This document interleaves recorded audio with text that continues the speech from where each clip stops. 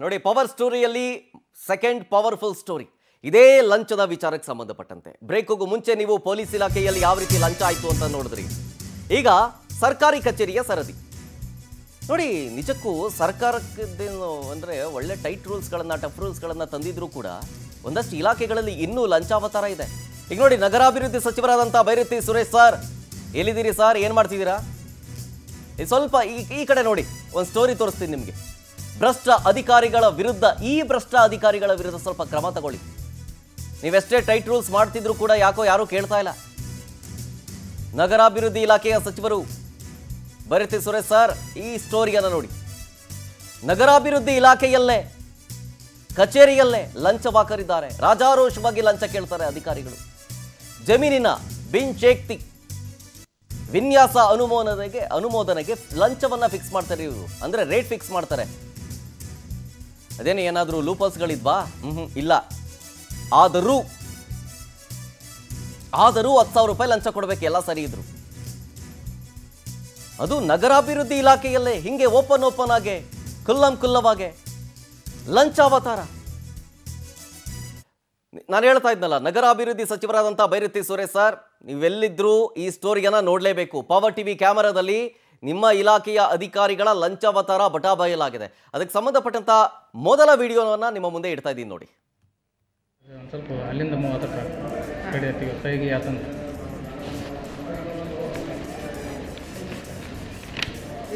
ಈಗ 10 ಐತಿ. 2 ಎಕರೆ ಅದು 2 ಎಕರೆ, ಅದೊಂದು ಎಕರೆ, ಅದೊಂದು ಎಕರೆ, 2 ಎಕರೆ ತೋರಿದ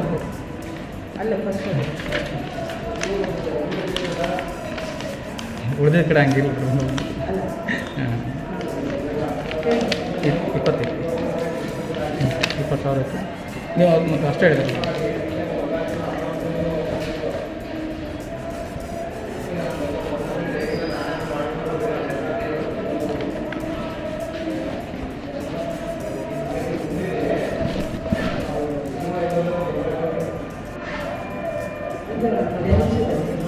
ಎಲ್ಲ ಡಾಕ್ಯುಮೆಂಟ್ಸ್ ಒಂದು ಸ್ವಲ್ಪ ಎಣ್ಣೆ ಮುಂಡ್ರಿ ಸಂತೋಷ್ ಅಂದರೆ ಇವತ್ತೆಲ್ಲ ಆಗುತ್ತೆ. ಇವತ್ತು ಕ್ಲಿಯರ್ ಆಗಿ ಸಹಿ ಮಾಡಿಕೊಡ್ತೀನಿ. ಅದ್ರ ಮತ್ತೆ ನಾನು ಹಾವೇರಿ ಒಂದು ಹೋಗ್ಬೇಕು. ಪೇಮೆಂಟ್ ಆಗಲಿ ಆಗೈತೆ ಅಂತೇಳಿ ಪೇಪರ್ಸ್ ಏನು ಸಮಸ್ಯೆ ಇಲ್ಲ, ನೀವು ಚೆಕ್ ಮಾಡಿರಲ್ಲ ಕೊಡ್ತೀನಿ. ಈಗ ಅವ್ರು ಹೋಗಿ ಭೇಟಿಯಾಗಿ ಒಂದು ಡ್ರಾಫ್ಟ್ ರೆಡಿ ಮಾಡ್ಕೊಂಡು ನನ್ನ ಹತ್ರ 2 ಎಕರೆ ಇಲ್ಲ. 1 ಎಕರೆದು 1 ಎಕರೆದು 2 ಎಕರೆ. ಈಗ ಮೇಡಮ್ಗೆ ಅಂತ ಭೇಟಿ ಮಾಡಿ ಅವ್ರಿಗೆ ಎಷ್ಟು ಕೊಡ್ತಾರೆ? ಇದೊಂದೈತೆ 2 ಎಕರೆ 24 ಗುಂಟೆ, ನರಗುಂದ ತಾಲೂಕು ಬೆನಕೊಪ್ಪ. ಅದು ಒಂದು NOC ಅಪ್ಲಿಕೇಶನ್ ಹಾಕ್ತಾನೆ, ಅದೊಂದು ಪ್ರೊಸೆಸ್. ಇನ್ನೇ ಇಲ್ಲ ಮೇಡಮ್, ಅದು ಇವತ್ತು ಮಾತಾಡೋ ಪಾರ್ಟಿ ಅದು ಬ್ಲ್ಯಾಕ್ ಫೈಲ್ ಮೇಡಮ್. ಅದು ಇನ್ನೂ 2 ಎಕರೆ 20 ಗುಂಟೆ ಇನ್ನೂ ಜಮೀನು ಇದೆ. ಅದು ಅದನ್ನ ಎಣ್ಣೆ ಮಾಡಿಸಿ NOC ತೊಗೊಂಡು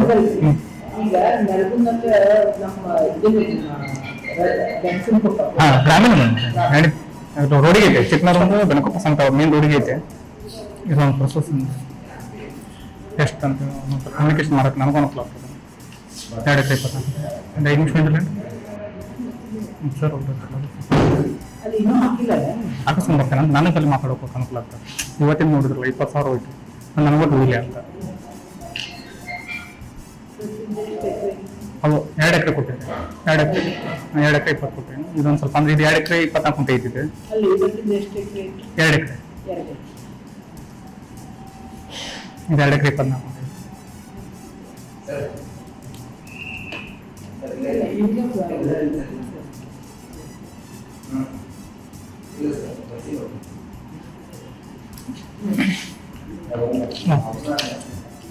ಹಾಂ ಸರ್.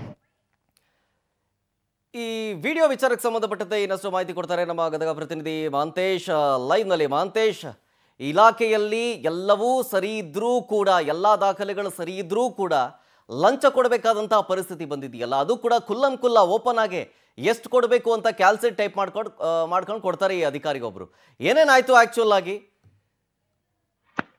ಹೌದು ಶರತ್, ಗದಗ ಜಿಲ್ಲೆಯ ಜಿಲ್ಲಾಡಳಿತ ಭವನ ಏನಿದೆ ಆ ಭವನದಲ್ಲಿ ನಗರ ಗ್ರಾಮಾಭಿವೃದ್ಧಿ ಇಲಾಖೆ ಏನಿದೆ ಆ ಇಲಾಖೆಯ ನಿರ್ದೇಶಕರಾದ ಬಸವಂತಿ ಪಾಟೀಲ್ ಅಂತ ಹೇಳಿರ್ತಾರೆ. ಆ ಬಸವಂತಿ ಪಾಟೀಲ್ ಅವರು ಪ್ರತಿ ಎಕರೆಗೆ ಜಮೀನಿಗೆ ಭೂ ಪರಿವರ್ತನೆ ಅಂತ ಇರ್ತದೆ. ಅದನ್ನ ಎಣ್ಣೆ ಮಾಡುವ ಒಂದು ಸಂದರ್ಭದಲ್ಲಿ ಭೂ ಪರಿವರ್ತನೆ ಅಂತ, ಆ ಭೂ ಪರಿವರ್ತನೆಗೆ ಸಹಿತ ಎಲ್ಲೋ ಒಂದ್ ಕಡೆ ಏನಂದ್ರೆ ಈಗ ಎಲ್ಲವೂ ಸಹಿತ ಆನ್ಲೈನ್ ಅಲ್ಲೇ ನಡೀತಾ ಇರ್ತಕ್ಕಂಥದ್ದು. ಆದ್ರೂ ಸಹಿತ ಇಲ್ಲಿ ನಿಮ್ಮ ದಾಖಲೆಗಳನ್ನ ನೇರವಾಗಿ ಕೈಯಿಂದ ತಗೊಂಡು ಬನ್ನಿ ಅನ್ನೋ ಒಂದು ಹೇಳಿಕೆ ಮುಖಾಂತರ, ಅಂದ್ರೆ ಇವ್ರ ಟೇಬಲ್ಗೆ ಆ ಫೈಲ್ಗಳು ಬಂದ ಮುಖಾಂತರ ಆ ಫೈಲ್ಗೆ ಇಷ್ಟಂತ ರೇಟ್ ಅನ್ನ ಫಿಕ್ಸ್ ಮಾಡ್ತಾರೆ. ಅಂದ್ರೆ ಪ್ರತಿ ಎಕರೆಗೆ 10,000 ಅಂತಂದು ಫಿಕ್ಸ್ ಮಾಡ್ತಾರೆ.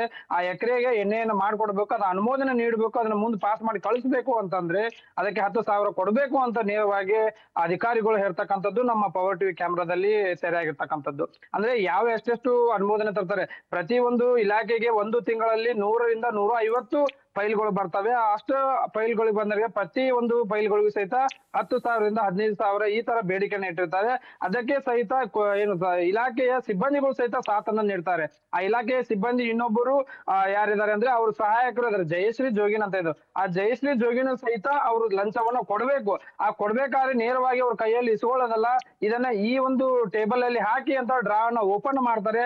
ಆ ಓಪನ್ ಮಾಡೋ ಸಂದರ್ಭದಲ್ಲಿ ಅವರು ತಗೊಂಡ್ ಹೋಗಂತ ದುಡ್ಡನ್ನ ಆ ಡ್ರಾ ಅಲ್ಲಿ ಹಾಕಬೇಕಾಗಿರ್ತದೆ.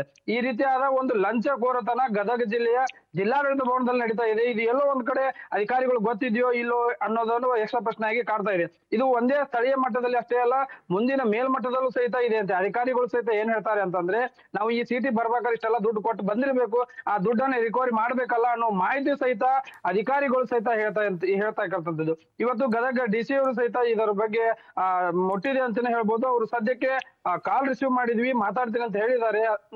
ನಂತರ ಸಹಿತ ಅಧಿಕಾರಿಗಳಾಗಿರ್ಬೋದು, ಜನಪ್ರತಿನಿಧಿಗಳಾಗಿರ್ಬೋದು, ಈ ರೀತಿ ಮಾಡಿದಾಗ ಎಲ್ಲ ಒಂದ್ ಕಡೆ ಸಾರ್ವಜನಿಕರಿಗೆ ಈ ದುಡ್ಡನ್ನ ಕಟ್ಟಿ ಸಾಯ್ಬೇಕಲ್ಲಪ್ಪ, ನಾವು ಏನೋ ಒಂದು ದಾಖಲೆಗಳು ಸರಿ ಇದ್ರು ಸಹಿತ ನಾವು ಮತ್ತೆ ದುಡ್ಡು ಕೊಡ್ಬೇಕು ಅನ್ನೋ ಆಕ್ರೋಶವನ್ನು ವ್ಯಕ್ತಪಡಿಸ್ತದೆ. ಇಂಥ ಲಂಚಕೋರರ ಇವರನ್ನ ರೂಟ್ ಅಡಗಿಸಬೇಕು, ಇವರಿಗೆ ಸ್ಥಳಾಂತರ ಮಾಡಬಹುದ್ಲಿ ಕೆಲಸದಿಂದ ತೆಗಿಬೇಕು ಅನ್ನೋ ಆಗ್ರಹ ಸಹಿತ ಕೇಳಿ ಬರ್ತಾ ಇರ್ತಕ್ಕಂಥದ್ದು. ಸದ್ಯ ಇವರು 11 ಗಂಟೆಗೆ ಆಫೀಸಿಗೆ ಬರ್ತಾ ಇದ್ದಾರೆ. ಇಲ್ಲಿ ಯಾವ್ದೇ ಆನ್ಲೈನ್ ಒಂದು ಬಯೋಮೆಟ್ರಿಕ್ ಇಲ್ಲ, ಇವರು ಬೇರೆ ಇನ್ನೂ ಆದ್ರೂ ಸಹಿತ ಸಿಗ್ನೇಚರ್ ಅಲ್ಲೇ ಕೆಲಸ ಮಾಡ್ತಕ್ಕಂಥದ್ದು ಶರತ್. ಯಾವ್ದೇ ಒಂದು ಆಫೀಸಲ್ಲಿ ಹೋದ್ರೂ ಸಹಿತ ಈಗ ಬಯೋಮೆಟ್ರಿಕ್ ಇದೆ, ಇಷ್ಟು ಗಂಟೆಗೆ ಬರ್ಬೇಕು, ಇಷ್ಟು ಗಂಟೆಗೆ ಬಯೋಮೆಟ್ರಿಕ್ ಹಾಕ್ಬೇಕು ಅಂತಂದ. ಆದ್ರೆ ಇಲ್ಲಿ ಅಧಿಕಾರಿಗಳು ಸಹಿತ ಬಸವಂತಿ ಪಾಟೀಲ್ ಏನಿದ್ದಾರೆ, ಇವರು ಬಯೋಮೆಟ್ರಿಕ್ ಅನ್ನ ತೆಗೆದು ಹಾಕಿರ್ತಕ್ಕಂಥದ್ದು ಸೈನ್ಗಳ ಮುಖಾಂತರ ಇಟ್ಕೊಂತಿದ್ದು. ಅಂದ್ರೆ ಸ್ಥಳೀಯ ಅಧಿಕಾರಿಗಳು ಸಹಿತ ಯಾವ ಕೆಲಸದಲ್ಲಿ ಮಾಡಿದ್ರೆ ಅವ್ರು ಅಲ್ಲೇ ಇರಬೇಕು ಅಂತಂದು ಸರ್ಕಾರ ಯೋಜನೆಯನ್ನು ಹೊರಡಿಸಿರ್ತದೆ. ಆದ್ರೆ ಇಲ್ಲಿ ಅಧಿಕಾರಿಗಳು ಸಹಿತ ಗದಗದಲ್ಲಿ ಇರದೆ ಬೇರೆ ಬೇರೆ ಸ್ಥಳಗಳ ದೊಡ್ಡ ಸಿಟಿಗಳು, ಹುಬ್ಳಿ ಆಗಿರ್ಬೋದು, ಧಾರವಾಡ, ಈ ತರ ಹೋಗಿ ಬಂದು ಲೇಟ್ ಆಗಿ ಬರೋಕಂತ ಸಹಿತ ಈ ಒಂದು ಕೆಲಸಗಳು ನಡೀತಕ್ಕಂಥದ್ದು.